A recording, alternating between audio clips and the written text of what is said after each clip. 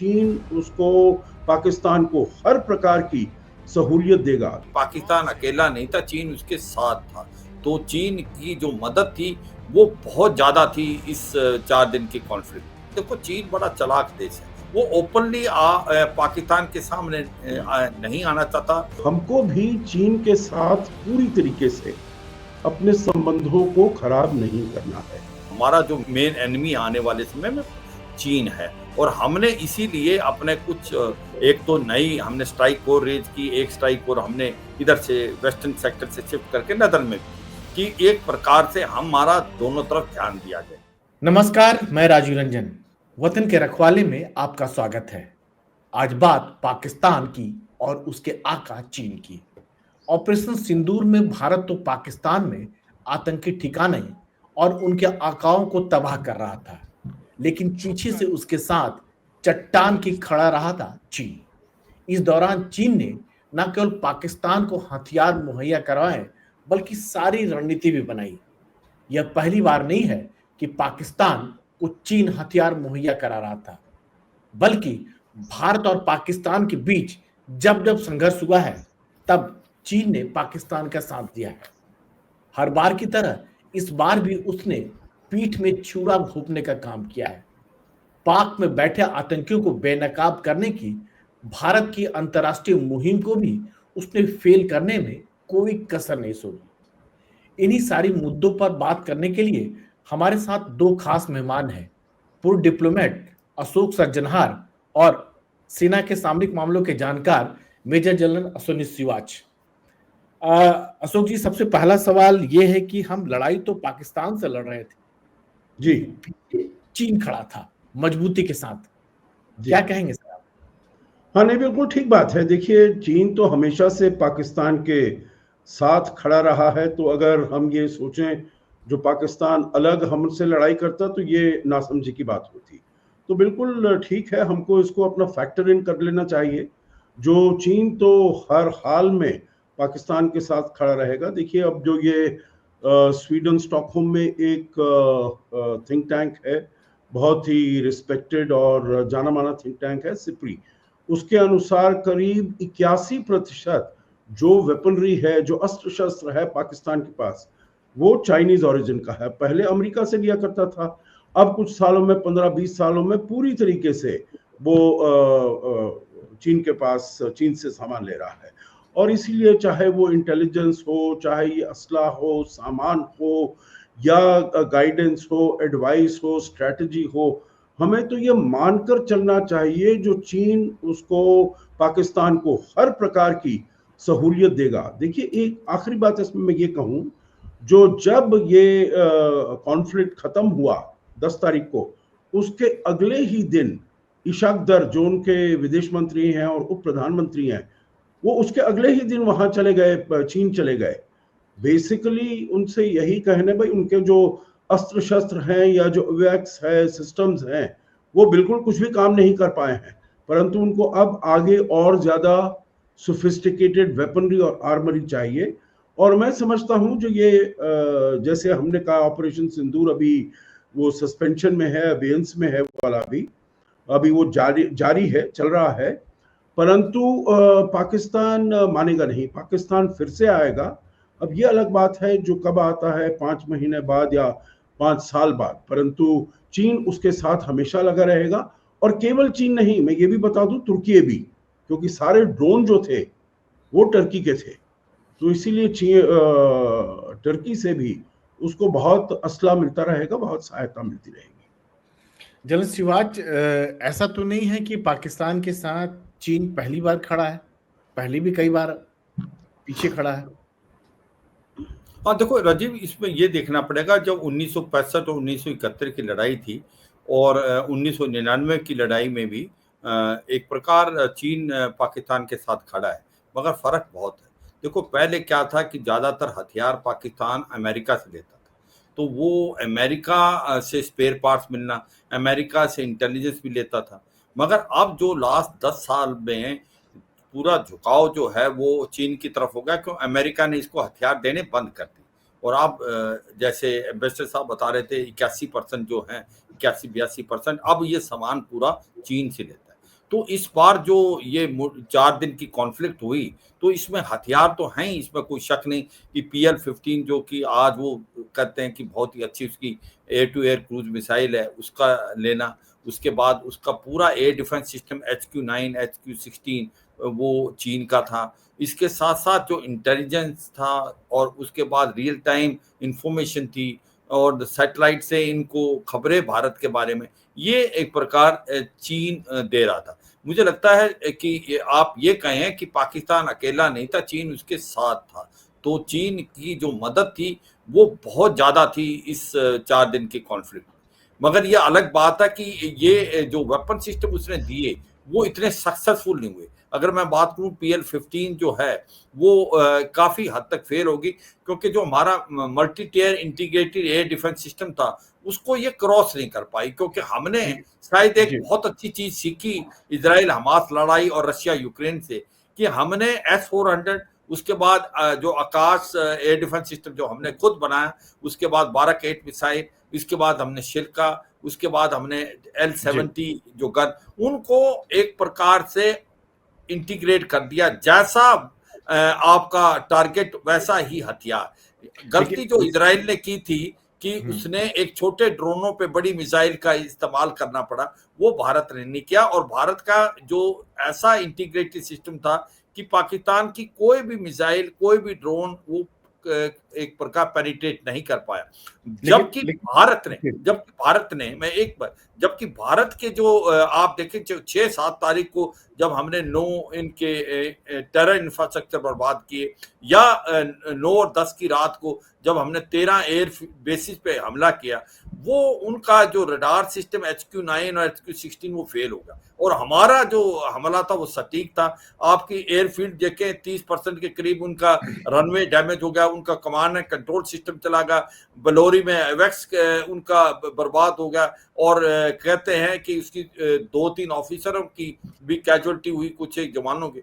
और जो 6-7 को किया हमने, जैम कर दिया था उसका ये पूरा चीन का बना हुआ एयर डिफेंस सिस्टम, वो उनके रडार जैम हो गए, और हमने 9 जो इनके टेरर इंफ्रास्ट्रक्चर थे, जिस प्रकार से हेडक्वार्टर, उनको इतना कॉन्फिडेंस था कि कभी भी भारत की इतनी हिम्मत नहीं पड़ सकती कि लश्कर तोबा जैसे मोहम्मद और हिजबुल मुजाहिदीन का हेडक्वार्टर है मुदीर का भावलपुर और मुजफ्फराबाद में हम हाथ लगाएं। जी, लेकिन अशोक जी, पाकिस्तान का चीन जो है खुल के समर्थन नहीं कर रहा है, कहीं ना कहीं वो बीच का रास्ता निकाल रहा है, संयम वाली बात कर रहा है कि दोनों मुल्क को संयम से काम लेना चाहिए, बातचीत के जरिए रास्ता निकालना चाहिए। यह भी एक चीन की रणनीति थोड़ी बदली हुई कहेंगे, या क्या कहेंगे कि जो पहले जो चला आ रहा है वही है?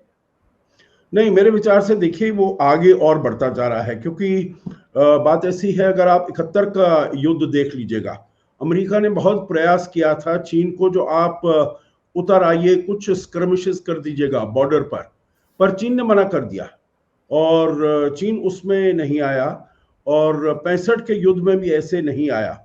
परंतु अब जो है, अब उसने जब पहलगाम का हमला हुआ, पहलगाम पर उन्होंने आतंकियों ने हमला किया, सबको मालूम है, मेरे विचार से पूरे विश्व को मालूम है, जो ये पाकिस्तान के द्वारा करवाया गया है।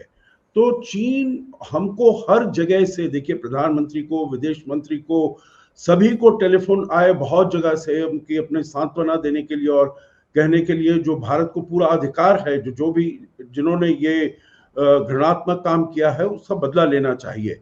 चीन की तरफ से ऐसा कोई मैसेज नहीं आया। एक छोटा सा फॉरेन ऑफिस का जो स्पोक्स पर्सन है, उसने इसके बारे में रिग्रेट वो किया, एक्सप्रेस किया वगैरह। और जब भारत ने ये किया, सर उसमें एक और लाइन ऐड करना चाहूंगा जो मुझे याद पड़ा, उसने कहा कि अज्ञात आतंकियों ने इस तरह की बातें कही। जी जी जी जी, बिल्कुल बिल्कुल, वो बिल्कुल कोई जैसे पाकिस्तान डिनायल में रहता है, जो हमने तो किया नहीं है, हमारा तो इससे कुछ लेना देना नहीं है, वैसा ही चीन का भी इसमें रवैया था।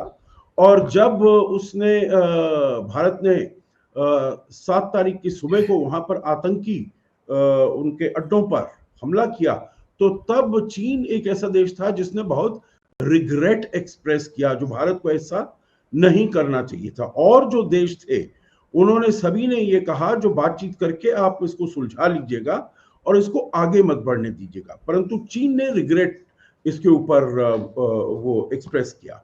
और देखिए सबको मालूम है जो वहां पर जो भी अस्त्र शस्त्र हैं पाकिस्तान के पास, अभी जो जनरल सिवाज बता रहे थे, चाहे वो HQ-9, HQ-16, PL-15 वगैरह वगैरह, सभी सिस्टम्स जो हैं, एवैक सिस्टम्स हैं और मिसाइल्स हैं और ड्रोन्स भी काफी हद तक, लॉन्ग रेंज वेपन्स काफी, वो 80% से ऊपर वो चीन के हैं।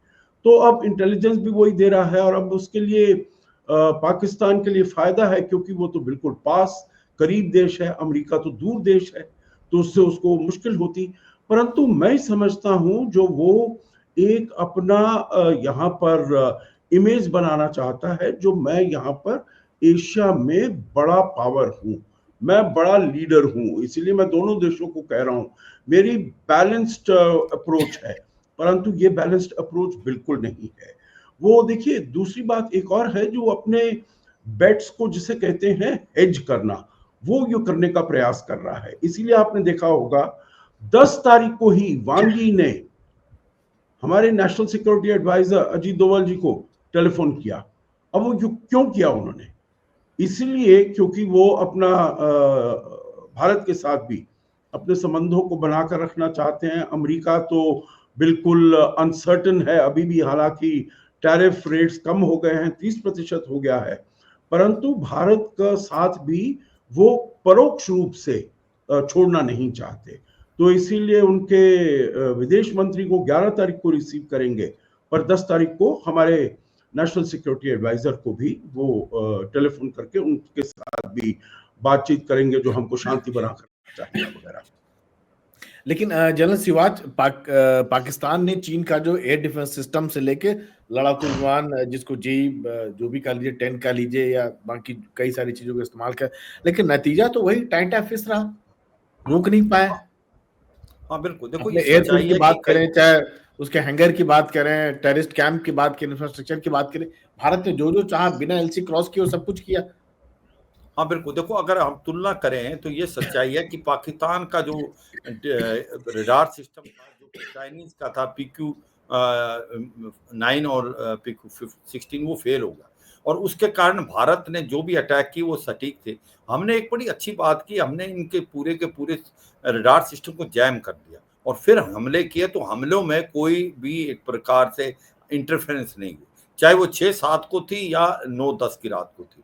और जबकि पाकिस्तान ने जब हमले किए, चाहे वो JF-17 थे या JA-10C थे, वो हमारे एक प्रकार से जो इंटीग्रेटेड एयर डिफेंस सिस्टम, उसने उसको नकारा कर दिया। ये मुझे लगता है कि आज की तारीख में JF-17 की जिस प्रकार से मार पड़ी है पूरे वर्ल्ड के अंदर, उसकी जो शेयर मार्केट भी डाउन होगी चाइनीज इक्विपमेंट की, ये मुझे लगता है काबिले तारीफ है।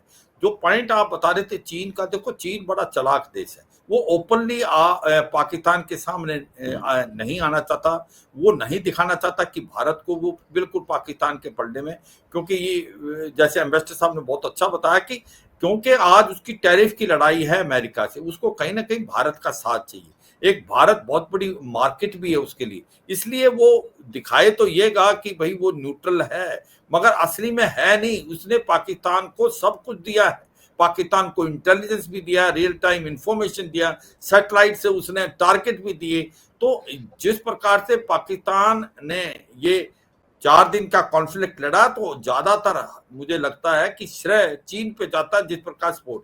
अब जब तुर्की की बात आती है, तुर्की जो एक ऐसा देश है, इसका भी इंडस्ट्रियल मिलिट्री कॉम्प्लेक्स काफी आपको डेवलप्ड है। उसके जो कामिकाज़ी ड्रोन हैं, जो TB2, वो भी कहीं ना कहीं भारत के इंटीग्रेटेड एयर डिफेंस के साथ फेल हो गए, वो भी नहीं चल पाए, क्योंकि हमने बड़े चालाकी से इस बार मल्टी टीयर बनाया था कि वो कहीं ना कहीं तो फंसेगा। और ये भी मुझे लगता है कि तुर्की को भी बहुत बड़ा नुकसान हुआ इस 4 दिन की कॉन्फ्लिक्ट में। TB2 की भी डिमांड वर्ल्ड के अंदर बड़ी कम होगी। PL-15 जो चाइना का कहते हैं, 11 देश जो इसके लिए चाहते थे लेना, उन्होंने शायद कॉन्ट्रैक्ट कुछ देशों ने कैंसिल किए। तो ये सच्चाई है कि भारत ने एक्सपोज कर दिया इस 4 दिन में कि ये जो नेक्सस है चीन और पाकिस्तान का, और ये जो चीन के जो हथियार और इक्विपमेंट है, वो एक प्रकार रिवर्स इंजीनियरिंग से बनाता है, उसकी कोई गारंटी नहीं है, वो टाइम टेस्टेड नहीं है। जब इनका टाइम लगा टेस्ट होने का, तो ये फेल हो गए। और मुझे लगता है यही सबसे बड़ी चीज सता रही है चीन को आज की तारीख में राजीव। तो अशोक जी, क्या लगता है कि भारत को जो समान विचारधारा वाले देश हैं उनके साथ मिलके एक फिर से एक सामरिक रणनीति बनानी पड़ेगी चीन के खिलाफ, चाहे अमेरिका हो, चाहे फ्रांस हो, चाहे जापान हो, ऐसे जो भी देश आपको लगते हैं कि जैसे चीन अगर इस तरह की चीजें कर रहा है तो आपको ठोस रूप से सोचना तो पड़ेगा। देखिए, पूरे विश्व में जिसे कहा जाए जियो पॉलिटिक्स में बड़ी चर्निंग हो रही है, बहुत उथल पुथल है, कोई वहां पर ऐसी सामान्यता नहीं है, बड़ा टर्मोइल है, बड़ा टर्बुलेंस है। तो इसमें तो भारत को हर एक के साथ अपने संबंध बनाकर रखने पड़ेंगे। देखिए, दूसरी बात ये भी है, जो हमको भी चीन के साथ पूरी तरीके से अपने संबंधों को खराब नहीं करना है। 3500 किलोमीटर का हमारा सीमा है उनके साथ। आपने देखा है राष्ट्रपति ट्रंप ने क्या किया है, जो उन्होंने स्टेटमेंट किया, जो मैंने ये वाला युद्ध रुकवाया है दोनों देशों के बीच, न्यूक्लियर ये वेपन स्टेट्स हैं, मिलियंस यहाँ मारे जा सकते थे, मैं कश्मीर पर भी नेगोशिएशन करूंगा, मैंने ट्रेड पर कहा उनको, जो आउट ट्रेड करते हैं, तो दोनों मान गए वगैरह वगैरह। देखिए, अमेरिका के ऊपर भी आप वो नहीं कर सकते, विश्वास भरोसा नहीं कर सकते। जो पहले मतलब थोड़ा बहुत हुआ था, आपको याद होगा 2016 में जब हमारे प्रधानमंत्री गए थे वहां पर जॉइंट सेशन यूएस कांग्रेस के, उसको वो एड्रेस कर रहे थे, तो उन्होंने कहा था जो हमने we have overcome the hesitations of history, मतलब जो इतिहास में हमें कुछ वो दिखाई दे रही थी हेसिटेशंस, जो हम अमेरिका के ऊपर रिलाय कर सकते हैं, ट्रस्ट कर सकते हैं, तो उसको हमने ओवरकम कर दिया। अब ये हमारी पार्टनरशिप ऑफ ट्रस्ट है, विश्वसनीयता। मेरे ख्याल से राष्ट्रपति ट्रंप जो आए हैं उन्होंने इस विश्वसनीयता को बहुत बुरा धक्का दिया है, तो उसको अभी आगे चलते हुए हमें देखना पड़ेगा। दूसरी बात, क्वाड की यहाँ पर समिट मीटिंग होने वाली है और हमें देखना होगा, क्योंकि अब राष्ट्रपति ट्रंप ने भारत के साथ तो ये किया है, चीन के साथ ट्रेड डील कर ली है। 245% उनके टैरिफ थे, उसको लेकर 30% आ गए। यूरोप के विरुद्ध 50% लगा रहे हैं, हमारे विरुद्ध 27% है, चीन के विरुद्ध 30% है। तो देखिए, अमेरिका का कोई आप ना भारत के प्रति कोई ऐसा विश्वास के तरीके से नहीं देख सकते, और ना ये देख सकते हैं जो वो चीन के विरुद्ध खड़े रहेंगे। उनको कोई ट्रेड डील मिल गई वहां पर, जैसे पाकिस्तान के साथ भी क्रिप्टो करेंसी की उनको डील मिल गई, रेयर अर्थ मिनरल की उनके बेटे को डील मिल गई, तो उन्होंने पाकिस्तान को भी कहा भी बड़ा ग्रेट कंट्री है, बड़ी ग्रेट प्रोडक्ट्स हैं, बड़ा ग्रेट लीडर है। तो देखिए, अमेरिका का आप वो नहीं कर सकते, परंतु हमारे मेरे विचार से हमारे लिए जो इसमें एक सीख है, और बहुत सारे देश हैं, जापान है, फ्रांस है, जर्मनी है, यूके है, ऑस्ट्रेलिया है, रूस है, वेस्ट एशिया है, इन सब के साथ अपने संबंध और गहरे गूढ़ करें और चीन के साथ अपने संबंधों को बना कर रखें, पूरी तरीके से खराब नहीं करें। तो जनरल सिवाच, कहा यह भी जा रहा है कि एलएसी पर ध्यान हटाने के लिए, भारत का ध्यान ना हटे, भारत का ध्यान हटे, इसके लिए वो पाकिस्तान को उकसा देता है कई दफा, जिस तरह से ऐसी घटना सामने आ जाती है। हाँ बिल्कुल, देखो चीन तो चाहेगा, क्योंकि चीन चाहेगा कि आप कमजोर हों और इकोनॉमिकली भी कमजोर हों और मिलिट्री भी कमजोर हों, और वो चीन हरदम पाकिस्तान का इस्तेमाल करेगा, और ये सच्चाई भारत को चौकन्ना रहना पड़ेगा। देखो हम आप एक बात देखें कि इस चीज को समझें कि पहले हमारा जो फोकस था वो पाकिस्तान की तरफ था, वेस्टर्न सेक्टर। फिर हमको लगा कि भाई वेस्टर्न सेक्टर में कोई खास पाकिस्तान नहीं कर सकता ज़्यादा, क्योंकि चीन दोकलम में आया 2017 में, फिर 2020 में 3 डिवीजन लेके ये ईस्टर्न लद्दाख में आ गया, और हमारा जो मेन एम है, मेन एनिमी आने वाले समय में चीन है। और हमने इसीलिए अपने कुछ एक तो नई हमने स्ट्राइक कोर रेज की, एक स्ट्राइक कोर हमने इधर से वेस्टर्न सेक्टर से शिफ्ट करके नदर में की कि एक प्रकार से हमारा दोनों तरफ ध्यान दिया जाए। मगर जिस प्रकार से ये 10-15 दिन के अंदर एक लड़ाई की स्थिति बन गई, आप 22 अप्रैल की बात देखें, 22 अप्रैल से पहले आपको लगता भी नहीं था कि भारत और पाकिस्तान में ऐसी मुठभेड़ हो सकती है, और 15 दिन के अंदर हमारी मुठभेड़ होने के बिल्कुल करार पे थी। ये 4 दिन का कॉन्फ्लिक्ट एक स्पाइरल आउट ऑफ कंट्रोल होके एक लड़ाई भी बन सकता था। इसलिए भारत को बहुत ही चौकन्ना रहना पड़ेगा।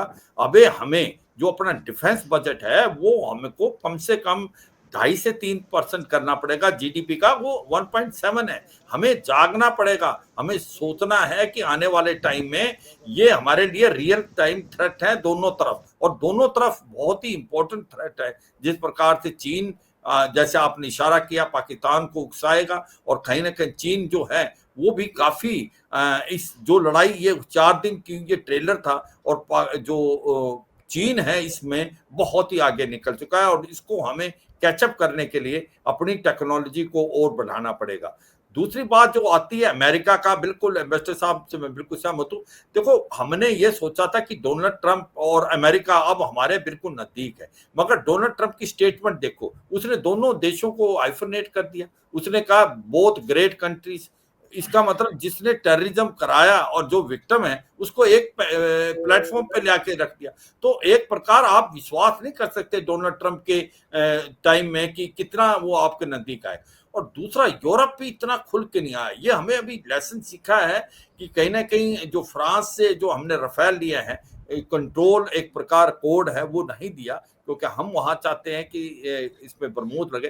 तो सच्चाई यह है, हमें रियलिस्टिक बनना पड़ेगा कि हर देश अपना फायदा देखता है। इंटरनेशनल रिलेशन में आपको आगे बढ़ना पड़ेगा, और हमें, मुझे लगता है इस 4 दिन की सिखलाई ने हमें 4 चीजें सिखा दी कि आपका एयर डिफेंस सिस्टम बहुत इंपॉर्टेंट है। ये जो 4 दिन की स्टार वार हुई, आपने क्रॉस नहीं किया दोनों देशों ने एक दूसरे की आईबी को, लाइन ऑफ कंट्रोल, आपके जहाज एक दूसरे के इंटरनेशनल बॉर्डर पे नहीं गए, मगर फिर भी लड़ाई इतना तेज थी। तो ये लड़ाई का नया रूप हो सकता है, और इसके लिए आपको टेक्नोलॉजी चाहिए, इसको अपग्रेड करना पड़ेगा, आपको एयर पावर पे और करना पड़ेगा। 42 स्क्वाड्रन की बजाय आपके पास 32 स्क्वाड्रन रह गए। आपको, मुझे लगता है कि और लेने पड़ेंगे एयरक्राफ्ट। आमका आपको 10 साल लगेंगे बनाने में। उस इंटरिम पीरियड में आपको 5th जनरेशन एयरक्राफ्ट चाहिए, आपको लेने पड़ेंगे।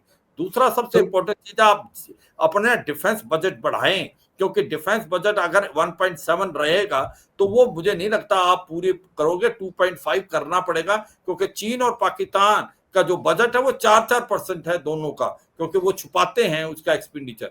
तो मुझे लगता है राजीव, एक बहुत अच्छी सिखलाई मिली हमें 4 दिन में, अच्छे लेसन लर्न किए हैं भारत ने, और इनका उठा के हमें आगे बढ़ना चाहिए राजीव। तो अशोक साहब, क्या लगता है कि चीन और पाकिस्तान दोनों का जो गठबंधन एक बार फिर से नए रूप में जो सामने आया है, हमारे लिए बहुत खतरा वाली बात है सर? एक ज्यादा चिंता वाली बात है सर? जी बिल्कुल चिंता की बात है, और मैं समझता हूँ ये बढ़ता ही जाएगा।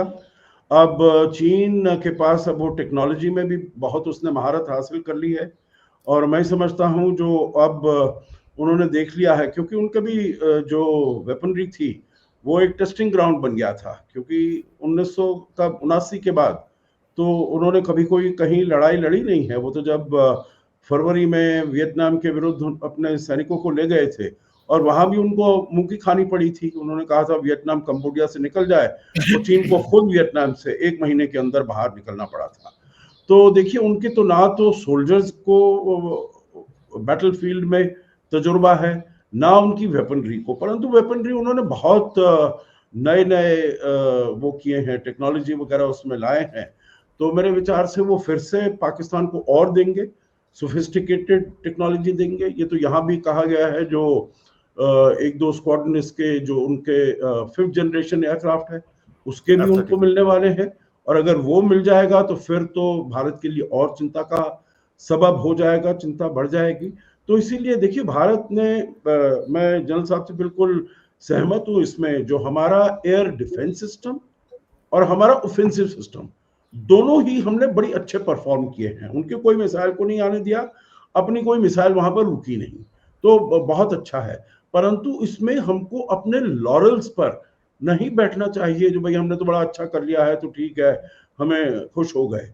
मैं बिल्कुल सहमत हूँ। मैं तो कहूँगा 3% से ऊपर डिफेंस बजट होना चाहिए हमारा।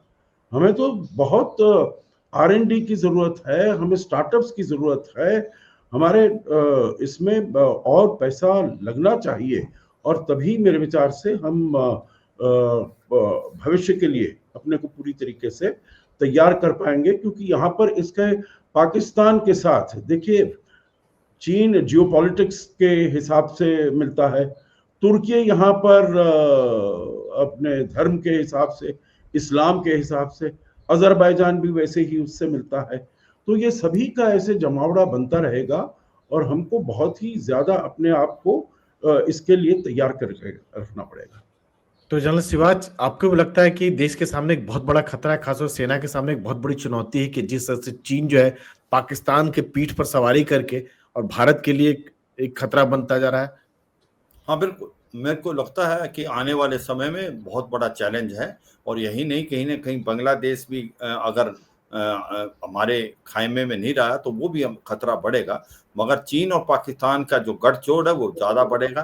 टेक्नोलॉजी बहुत इंपॉर्टेंट होगी और आपको टेक्नोलॉजी के लिए, बिल्कुल ठीक बोला एम्बेसडर साहब, R&D के लिए पैसा चाहिए, आपको अपना डिफेंस बजट बढ़ाना पड़ेगा। और मुझे तो लगता है कि जो अग्निवीर स्कीम थी उस पर भी कुछ सोच विचार अच्छे ढंग से हो सकता है। क्योंकि आपको पता है कि ये लड़ाई जो 15 दिन के अंदर अंदर ऐसा लगा था कि ये लड़ाई हो सकती है और अभी भी इसके अंदर पहुंच ही है। तो मुझे लगता है कि आपकी टेक्नोलॉजी बढ़नी पड़ेगी। ये एक अच्छी बात है। हमने इजराइल हमास और रशिया यूक्रेन की लड़ाई से कुछ सीखा, हमने उसको इम्प्लीमेंट किया, वो ठीक निकला। मगर टेक्नोलॉजी बहुत तेजी से बढ़ रही है और स्पेशली एयर पावर को आप कि मैं यही कहूँगा कि आज जो J-35 है वो भी अगले 6 महीने में जो चीन पाकिस्तान को देने वाला है वो 5th जनरेशन है। तो हमें लगता है कि नए जहाज 5th जनरेशन के जल्दी से जल्दी लेने की ट्राई करनी चाहिए। हमें टेक्नोलॉजी को देख के गैप को कम करना चाहिए, हमें बढ़ना पड़ेगा। आने वाला लड़ाई जो है नॉन कॉन्टैक्ट हो सकता है, हाइब्रिड वारफेयर हो सकता है और इसके लिए आपको बिल्कुल तैयार रहना पड़ेगा। और ये सोचो कि कोई देश आपके साथ खुल के आएगा। इस लड़ाई 4 दिन की कॉन्फ्लिक्ट ने दिखाया कि शायद आपको अकेला लड़ना पड़ेगा। इसलिए आपको इंडिजिनस आपकी जो टेक्नोलॉजी उसको आपको डेवलप करना पड़ेगा, जो आज की तारीख में बहुत अच्छी रही और हम उसकी तरफ जा रहे हैं, इसमें कोई शक नहीं। आकाश जैसे अस्त्रा था वो बहुत अच्छा निकला। आपके L-70 और ये शिल्का जिनको हमने अपग्रेड किया, ब्रह्मोस मिसाइल वर्ल्ड की सबसे बेस्ट मिसाइल प्रूव हुई जो भारत और रूस ने बनाई है। तो ये सच्चाई है, अभी हमें और आगे बढ़ना है। और जो आप थ्रेट बता रहे हो पाकिस्तान और चाइना का गठजोड़ बढ़ जाएगा। टेक्नोलॉजी के लिए पैसा चाहिए, पैसा के लिए आपको अपना डिफेंस बजट बढ़ाना पड़ेगा। और एम्बेसडर साहब ने पूछा होगा कि ये 2.5 से 3% होना चाहिए अगर हमें रियलिस्टिकली एक प्रकार इस चैलेंज को हेड ऑन लेना है, स्पेशली जो चीन और पाकिस्तान का गठजोड़। तो चलिए, आप दोनों मेहमानों का NDTV से जुड़ने के लिए बहुत बहुत धन्यवाद। जो चीन और पाकिस्तान का जो गठजोड़ है और कैसे भारत सेना और सरकार जो मुकाबला करे इतने बेहतर तरीके से एक कॉम्प्लिकेटेड मुद्दे को समझाने के लिए, सर बहुत बहुत धन्यवाद आप लोग दोनों। धन्यवाद। Thank you. जय हिंद। जय हिंद सर। Thank you.